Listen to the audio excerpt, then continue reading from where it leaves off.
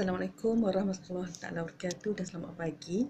Juga salam sejahtera kepada semua warga sekolah menengah DTDI Jaya.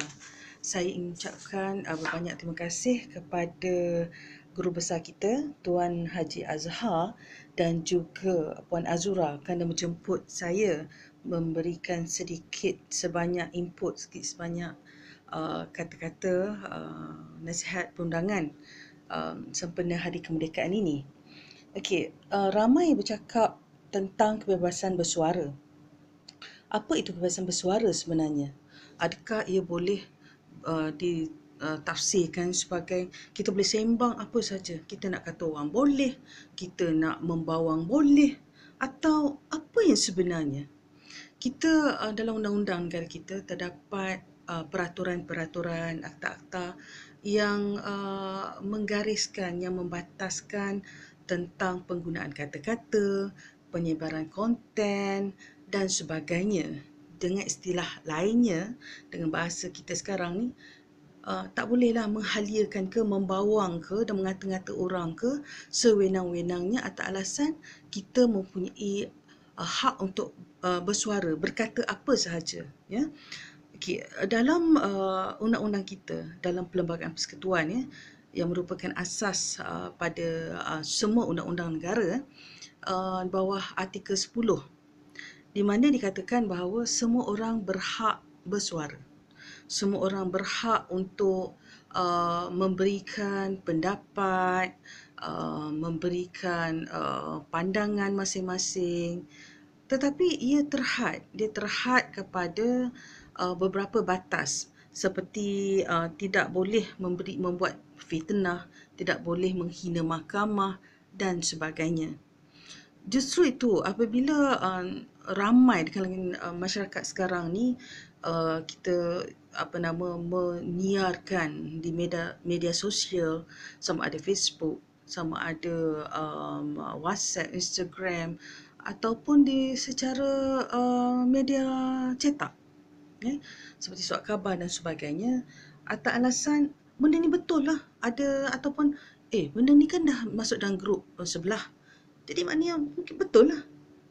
Itu satu perkara yang kita tidak boleh ambil ringan, ya adik-adik, tuan-puan, kerana tak semestinya yang kita sebarkan itu, yang kita uploadkan itu, yang kita bangga-banggakan sebagai itulah yang sebenarnya adalah perkara yang benar-benar berlaku.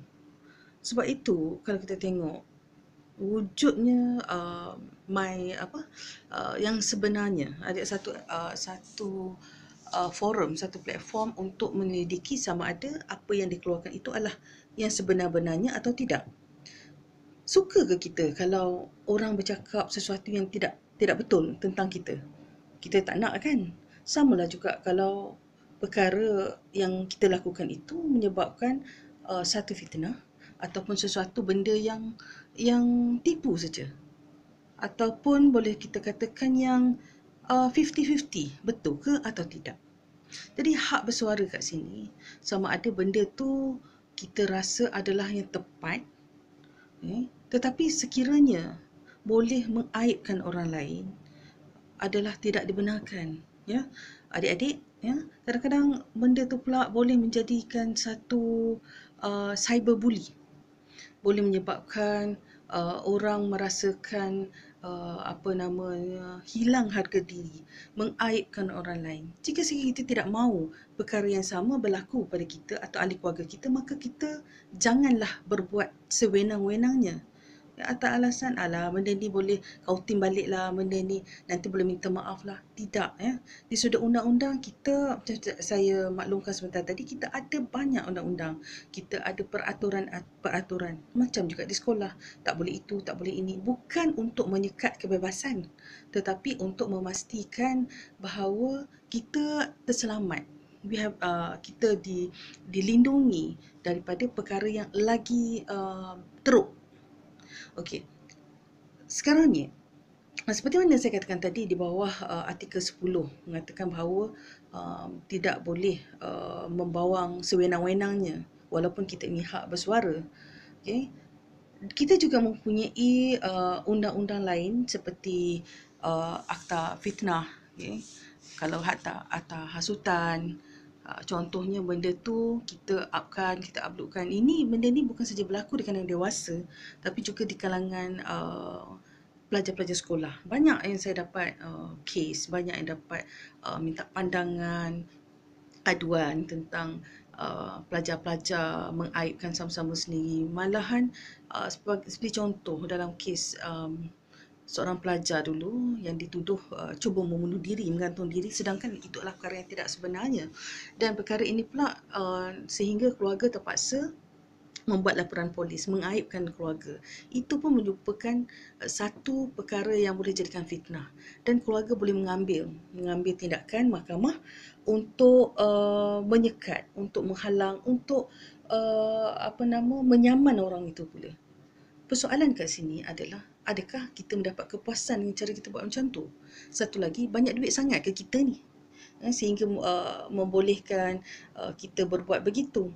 Mak minta maaf bahasa ignore my knowledge, tapi perkara macam ni kadang-kadang kita kena menggunakan bahasa yang boleh sampai, sebagai peguam perundangan, peguam undang-undang jenayah khususnya, saya banyak mainkan perkataan-perkataan begini sebab perkataan-perkataan itu yang sebenarnya boleh sampai kepada pemikiran, tepat pada pemikiran. Sebab kadang-kadang kita rasa macam, apalah sangat, alah benda ni simple je lah, alah malu pun malu sekejap. Tak boleh, kita tak boleh.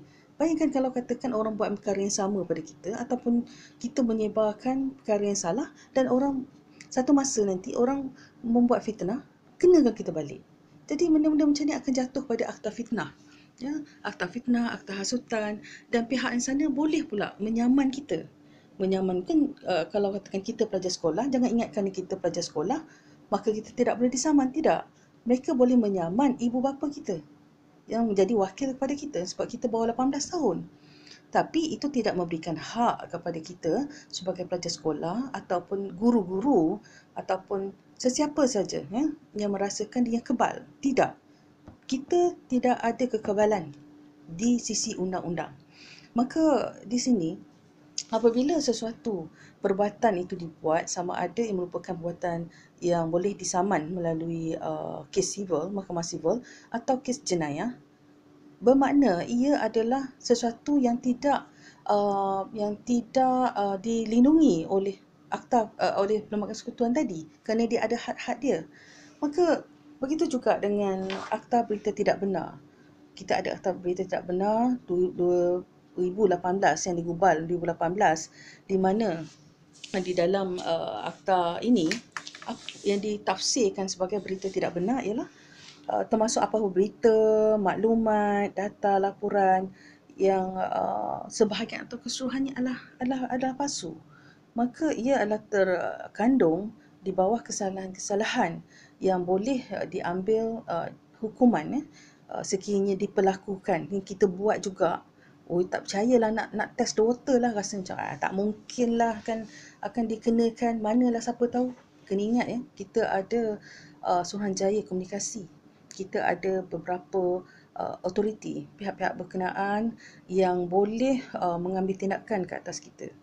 Dalam kes ini yang dikatakan berita tidak benar ini bukan sahaja boleh secara audio, kita boleh jadikan sebagai dalam bentuk percetakan. Kita sebar-sebarkan, A dapat, lepas tu A bagi pada B, B pula dapat bagi pada C, dan seterusnya lah benda-benda macam ni berlaku. Dan apa pula kalau sabit salah lah, rasanya berapa nak kena bayar ni? Betul saya katakan tadi, adakah kita semua ni duit yang terlalu banyak sehingga test the water? Tak apa kan, kalau yang ini kita buat mesti kena tak banyak lah, mesti berkelakuan baik je ke, mesti 1,000 je ke. Itu bukan persoalannya. Persoalan pertama ialah benda tu salah. Yang kedua, bukan persoalan kita nak mampu bayar atau tidak. Masalahnya jangan buat orang. Bila kita jangan buat orang, orang tak buat kita. Dan tapi kalau kita rasakan diri kita ni banyak sangat duit, kalau ikut dalam seksyen 4 akta berita tidak benar ni, adalah seperti mengadakan, menawarkan menerbitkan apa saja berita yang saya maklumkan sebentar tadi, mengedarkan, mengelilingkan. Kadang-kadang kita dapat flyer. Kita tak buat tahu, kita tak buat, tapi terdapat flyer. Orang kata, adik, tolong sebar-sebarkan, bagi duit sikit ke, ataupun tak apalah, bagi tolong je ke sebarkan. Kita pun very excited. Ataupun ahli keluarga ke, yang sama ada politik ke, kita kata berlainan pendapat, ada dendam ke, ada apa ke saja ke, nak kenakan orang, nak aibkan orang, kita pun tolong. Kita tampal bagi orang ke, semua-semua dan sebagainya, dan ataupun hantar secara WhatsApp dan sebagainya. Kalau katakan kita mampu nak bayar denda sebanyak, ini yang biasanya bukan RM50, bukan RM500, tapi kalau kita adalah duit sampai RM500,000, sampai RM500,000, buat. Dipersilakan. Sebab dendanya boleh sampai RM500,000. Okey, ataupun atau boleh dikenakan penjara selama tidak melebihi 6 tahun, ataupun dua-dua sekali. Denda pun kita dapat, penjara pun kita dapat, sebab dia bukan tak nak tahu. Mahkamah punya hak untuk kenakan denda pada kita tak melebihi RM500,000, ataupun penjara tak melebihi 6 tahun, atau kedua-duanya sekali. Dah salah, dah semua dah, barang bukti dah ada, dah ni, dan kemudian tu disabit dan dihukum.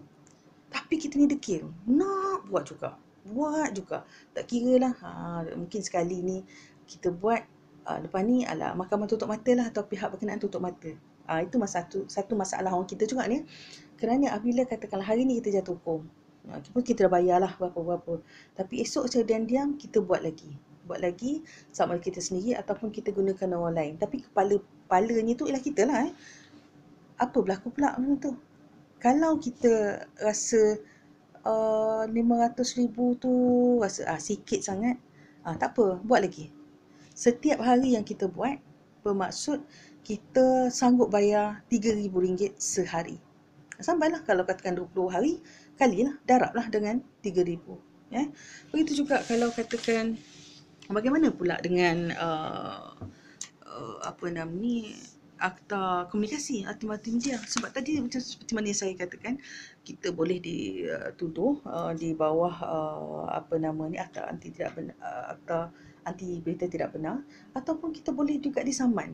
Keluarga pihak A, katakanlah kita membuat satu tuduhan, kita sebarkan berita tak betul ni mengaibkan keluarga A pula ambil tindakan pada kita. Dia tengoklah, kalau katakan dia rasa diri dia seorang yang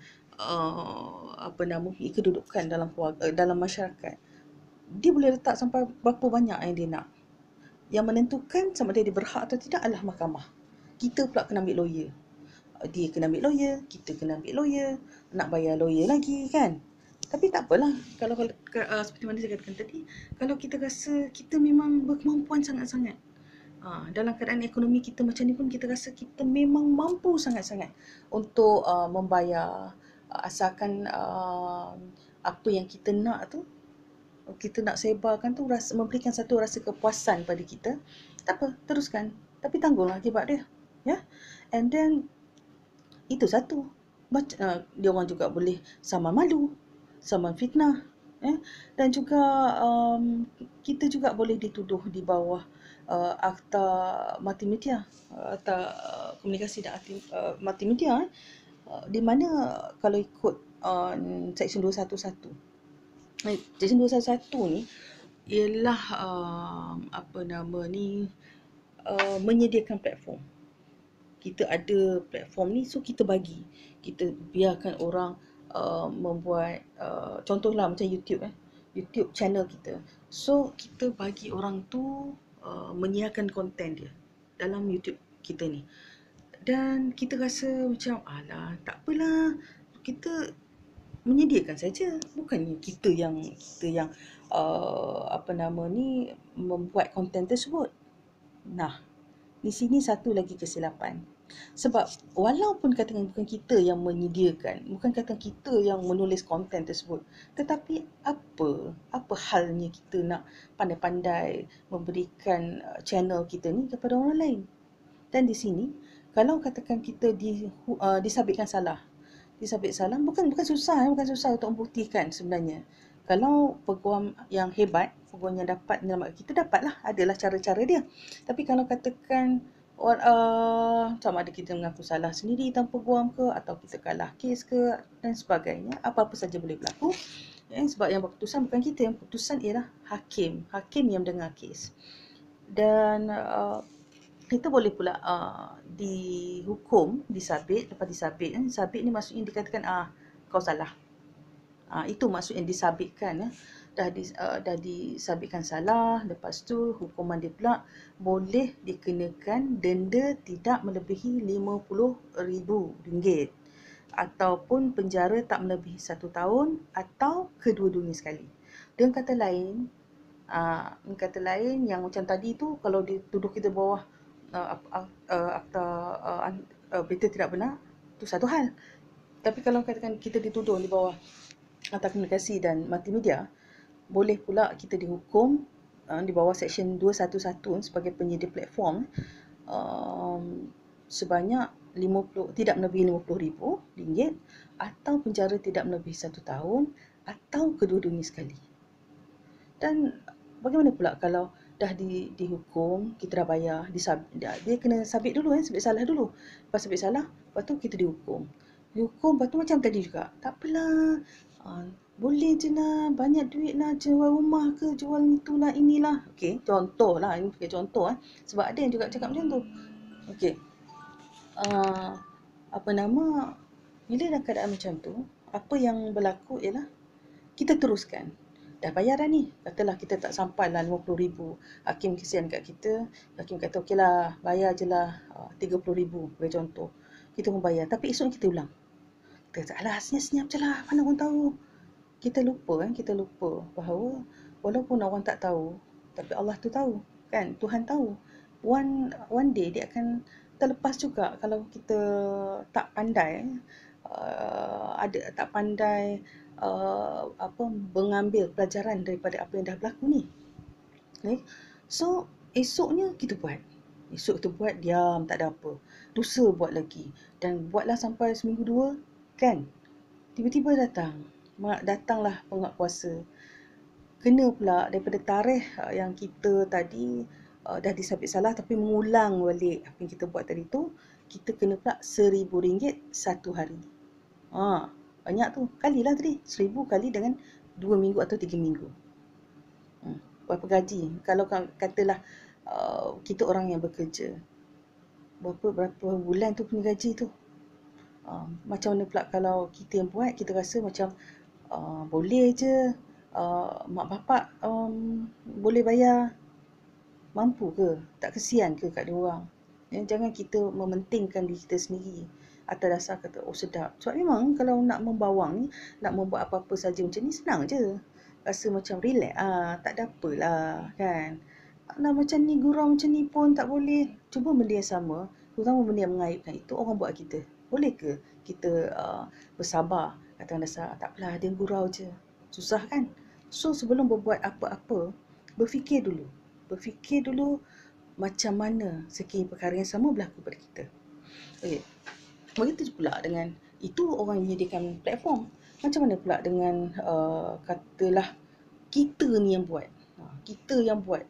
Tadi platform ni, siapkan platform ni, kita yang menulis konten tu, kita yang menyebarkan. Selamat ke kita ni? Tak. Sama juga. Macam tadi bawah Seksyen 211 Akta Komunikasi, ini pula boleh dikategorikan kesalahan ini di bawah Seksyen 233 Akta yang sama. Di mana hukuman yang sama? Kau buat pun sama, orang yang siapkan platform tu pun sama. Awak yang buat pun sama, orang yang sebar pun sama, orang yang share-sharekan sama, berkongsi-kongsi sama. Begitu juga dengan orang yang siapkan platform. Bermakna hukumannya ialah sama ada di bawah Seksyen 211 penyedia tadi, atau di bawah Seksyen 233 Akta Komunikasi dan Multimedia ini, okey, hukumannya sama. Sekiranya dia sabit salah, dihukum, hukumannya ialah denda tidak melebihi melebihi 50,000 atau penjara tidak melebihi 1 tahun atau kedua-duanya. Jangan kita kata pula, tak apalah main atau kan salah satu pilihan. Ya, memang satu pilihan. Tapi kena ingat, di sini dikatakan denda tidak melebihi RM50,000 atau penjara tidak melebihi 6 tahun ataupun tidak melebihi 1 tahun atau kedua-duanya sekali. Kalau lah magistrate tu kata, tak apa, hakim kata, tak apa, nak bagi pengajaran sikit.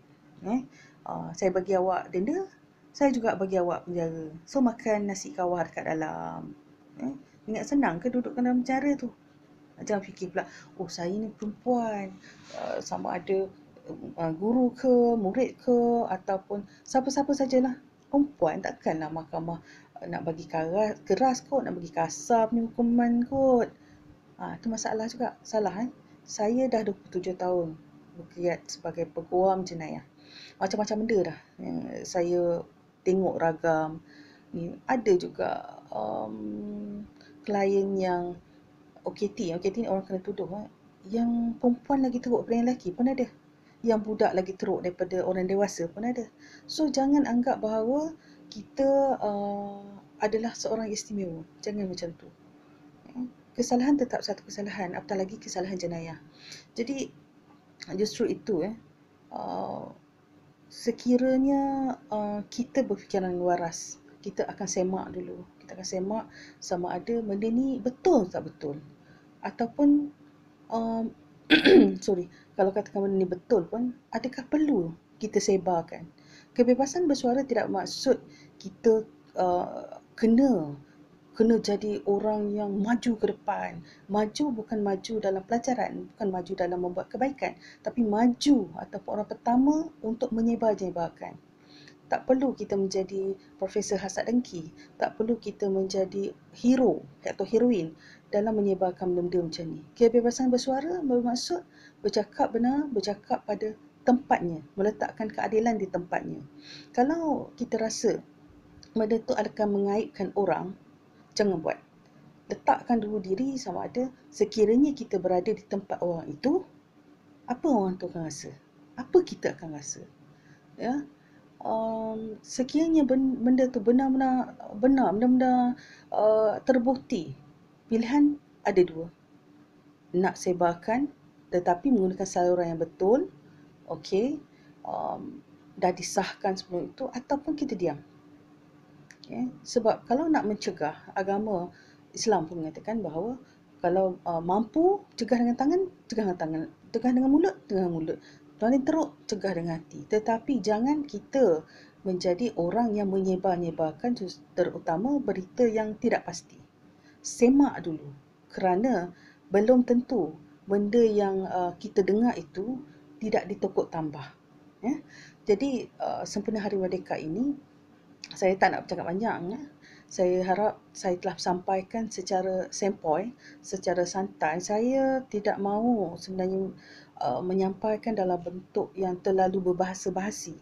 Kerana bagi saya, undang-undang ni, bukan bagi saya sebenarnya, bagi ramai orang, undang-undang ini bukan satu yang kita kata sesuatu yang susah. Orang nampak lawyer pakai hitam putih kan. Tetapi sebenarnya undang-undang ni tak susah. Undang-undang ni adalah dekat dengan kita. Contoh macam kita bawa kereta, kita berhenti kat traffic light. Lampu merah kita berhenti kan. Bukan lampu merah tu bulldoze je. Apa akan jadi? Sama ada kena saman ataupun terlanggar sana sini kan. Jadi kita tak nak yang tu. Begitu juga kalau katakan kita bangun pagi, kita kena fikir dulu apa yang perlu dibuat, apa yang tak perlu dibuat.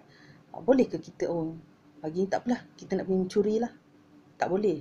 Jadi apa-apa sahaja dalam fikiran kita, dalam kita punya thought, kita kena fikir pro and con dia, positif dan negatif dia. Begitu juga kalau katakan kita menanam pokok. Kalau kita tanam pokok kan, tanam pokok janganlah sampai pokok tu masuk ke dalam tempat jiran. Kalau buah ni kita nak, kalau tanam pokok mangga lah katakan. Mangga ni kita nak, tapi daun kita bagi orang sebelah. Janganlah. Okay? Sebab itu dah melanggar privasi dia orang. Minta kebenaran dan sebagainya. Jadi undang-undang tu adik-adik sahabat-sahabat, sebenarnya undang-undang tu mudah aja. Kita yang merasakan susah. Sama juga macam peraturan di sekolah. Masa bila perlu pergi kantin, masa bila perlu balik, masa kelas ini jam pukul berapa. Dia merupakan satu peraturan yang tidak membebankan sebenarnya. Kalau kita anggap beban, jadi beban lah. Semua itu dibuat untuk kemudahan kita. Sama juga kita tak boleh nak kata, tak apalah. Setiap orang mempunyai kebebasan bersuara. Setiap orang boleh mempunyai kebebasan pakai apa saja. Boleh ke pakai baju tidur pergi sekolah? Tak boleh kan? Pakai kain batik semua-semua tak boleh kan? Jadi peraturan itu adalah satu undang-undang. Undang-undang yang untuk menjaga kita sendiri sebenarnya. Dan kita ni sebagai sempena merdeka ni, saya amat berharap kita merdekakanlah diri kita dari sebarang perasaan yang tidak baik, dari pemikiran yang tidak baik. Cukup-cukuplah dengan penjajahan yang negatif. Utama kita dalam keadaan COVID-19 ini, janganlah pula pergi test the market, test the water, nak tengok test sosial. Sedangkan itu merupakan satu perkara yang tidak dibenarkan. Kita tak boleh mengatakan, saya bebas untuk ke mana-mana saja. Tidak. Kita kena menghormati peraturan. Dan justru itu, sempena Hari Merdeka ini, saya ingin ucapkan selamat menjaya kepada warga Sekolah Menengah Kebangsaan TTDI Jaya. Dan saya mengambil kesempatan ini juga untuk mengucapkan selamat mengambil peperiksaan tahun depan kan kepada pelajar-pelajar SPM. Dan pada adik-adik yang lain, saya mengharapkan kejayaan dalam apa saja anda buat. Merdekakan diri anda dari segala anasir, unsur-unsur yang akan merosakkan diri sendiri atas apa-apa alasan. Sama ada mempergunakan alasan undang-undang itu sendiri demi kepentingan diri sendiri, ataupun apa-apa alasan lain. Bebaskan diri anda, merdekakan diri anda, dan jadilah seorang warga negara yang baik. Justru itu, saya mohon maaf sekiranya ada terkasar bahasa, tersilap kata. Tapi ingatlah ya, bahawa saya sayang anda semua sebagai adik-adik, sebagai keluarga besar saya. Justru itu, Assalamualaikum. Terima kasih banyak-banyak sekali lagi pada Tuan Haji Azhar dan juga Puan Azura dan kepada semua warga sekolah. Ya, semoga kemerdekaan pada tahun ini akan memerdekakan kita dari pelbagai perkara yang memudaratkan dan memberikan kita satu peluang, satu keindahan dalam masa akan datang dalam apa saja yang kita buat. So, Assalamualaikum sekali lagi dan selamat sejahtera. Kita jumpa lain kali. Salam mereka.